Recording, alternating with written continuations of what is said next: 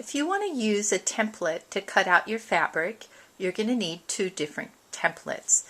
You're going to need one 6-inch square to cut your batting pieces out, and then you're going to need one 7-inch square to cut your fabric pieces out.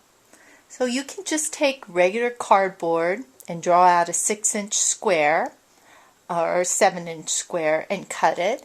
Or what I like to do is I like to take graph paper, draw out my square on the graph paper where I know that it's pretty accurate, and then take that graph paper and with a glue stick glue the back of this paper and glue it onto the cardboard. And after I've glued it onto the cardboard, then I cut it out. Or you can go to learnhowtoquilt.com, and I have under classes or quilt classes, elementary quilt, there are templates, paper templates that you can download if you have a printer, print them up, and then glue those onto cardboard. That's probably the easiest, and you don't have to draw anything. So that's how you make those templates. Now I'm ready to cut out a 7-inch square of fabric using a template. Whenever I use a template, I like to make sure that my fabric has been pressed, and I also like to wash my fabric before cutting. So when you use a template, instead of cutting on the front of the fabric or the right side of the fabric, I like to go to the wrong side of the fabric. And I take my template, I turn it upside down.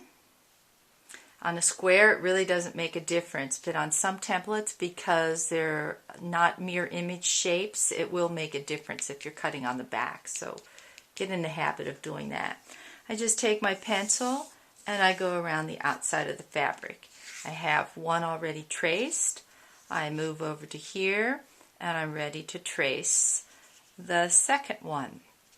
So as you can see, if I try to make the mark really dark, my fabric moves.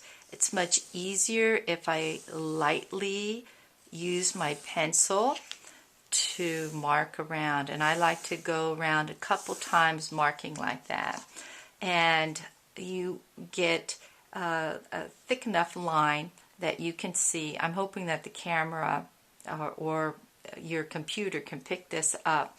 So just be careful when you go around it that you don't go really hard.